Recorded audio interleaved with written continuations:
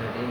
हम्म। मैं Vinod Kumar Singh, TS college Hisua, Nawada, Magadh विश्वविद्यालय, बिहार की ओर से आज हिंदी विभाग में हिंदी साहित्य के इतिहास पर जो हम सब चर्चा लगातार कर रहे हैं, उसमें भक्ति काल पूरी तरह से हमने प्रयास किया है कि आप सब समझ पाएँ।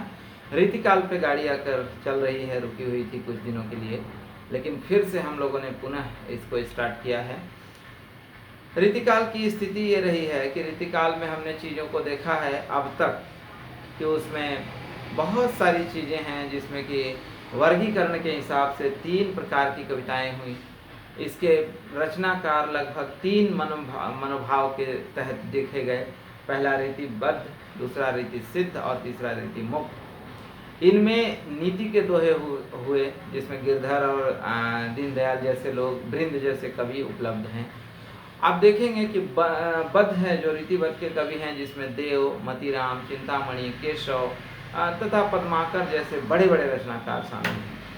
रीति सिद्ध में मात्र एक सूरज है, जिसका नाम बिहारी है, और इसके अतिरिक्त गोविंद जैसे छोटे कवियों का भी, छोटे कह के अपमान नहीं करना चाहिए, छोटे तो नहीं कहेंगे, लेकिन ये ज़रूर कहेंगे कि पटल पर उस तरह नहीं आए जैसे बिहारी ने अपने आप को बिल्कुल सूर्य की तरह छा गए, और उनकी रोशनी इतनी कविताओं के माध्यम से फैली कि बिहारी के आगे सारे कवि बौने दिखने लगे। तो ये रीति सिद्ध के एक महारथी, जिसका नाम बिहारी है। और इसके अतिरिक्त छोटे कवियों को हम फिर से, मैं छोटा शब्द का प्रयोग कर रहा हूँ जो कि ठीक नहीं है, ये कहा जा सकता है कि कविताओं में वैसे कवि जिनकी चर्चा, जिनकी ख्याति उतनी नहीं हुई, इसका रीज़न मात्र इतना ही रहा। कारण ये है कि बिहारी बिल्कुल सामने थे, और बिहारी के आगे सारे कवि ऐसा लगा कि उनके पीछे से होड़ मचा रहे हैं, पीछे पीछे दौड़ना प्रयास कर रहे हैं, समानांतर दौड़ नहीं लगा पाए। जैसे बद्ध कवियों में आप देखेंगे कि पद्माकर और देव या इस तरह के कवि, मतीराम, चिंतामणि, केशव, बड़े बड़े रचनाकार उसमें शामिल हैं, दौड़ है उसमें, और वो समानांतर प्रतियोगिता है। लेकिन रीति सिद्ध में ऐसी कोई बात नहीं हुई। रीति मुक्त में भी आप देखेंगे कि जो घनानंद की पकड़ है, उसके बाद अगर ठाकुर वाकुर को ले लें, ठाकुर को लीजिए, नहीं तो रीति मुक्त पर भी बहुत ज़्यादा पकड़ किसी और की खास नहीं दिखती।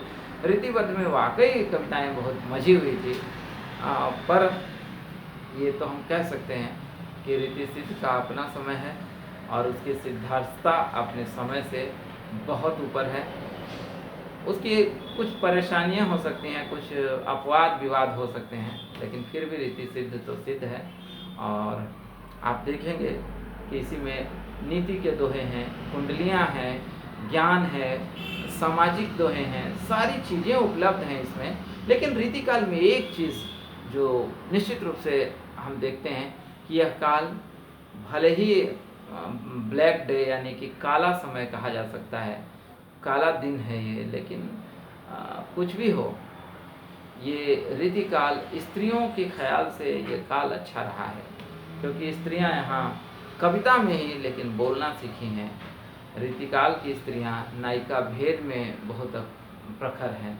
रीतिकाल की स्त्रियां महत्वपूर्ण मानी जाती हैं, उनकी महत्ता है इसमें। इन स्त्रियों में आप देखेंगे कि वो आंखों में आंखें डालकर बातें करती हैं, यानी परस्पर का भाव यहाँ दिखता है, जो कि भक्ति काल में नहीं दिखा, यहाँ पर दिखता है। तो हम यह कह सकते हैं कि रीतिकाल की स्त्रियों में वो दम दिखता है। कविता में ही भले ही आम स्त्रियों में हुआ नहीं हुआ ये समय की बात है, लेकिन कविताओं में तो ज़रूर दिखता है। कहत नटत रिझत खिजत मिलत खिलत लजियात, भरे भवन में होत है नैनन सुसब बात। कहने वाला कहता है, अगला इनकार कर देता है। ये लड़कियों का इनकार, ये स्त्रियों का इनकार रीतिकाल से ही प्रारंभ हुआ। रीतिकाल ने ही इसको आविर्भाव दिया, वरना बहुत मुश्किल था इस तरह का पाना। तो आप देखिए, अब फिर रिझना, मनाना, और फिर सब कुछ, ये जो दृश्य है, ये स्त्रियों का एक महत्वपूर्ण दृश्य है। नहीं तो पहले तो था कि वो घोड़े की जो झांपी लगी होती है दोनों तरफ से, लाल कपड़े, कि वह टमटम में चलने वाला घोड़ा सीधा बिल्कुल सामने देखे, अगल बगल देखेगा तो हो सकता है खेत में चारा खाने उतर जाए, परेशानी हो सकती है। तो वो झांपी लगा हुआ, कपड़े से ढके हुए आंखें उनकी सामने बिल्कुल दिखे।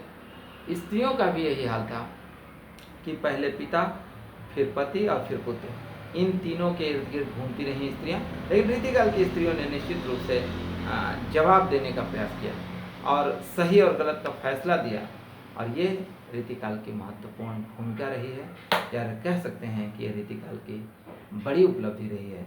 इसी उपलब्धि पर आज की बातचीत हम रोक रहे हैं। अगली प्रवृत्तियों पर कल से बातचीत करेंगे। बहुत बहुत धन्यवाद। नमस्कार।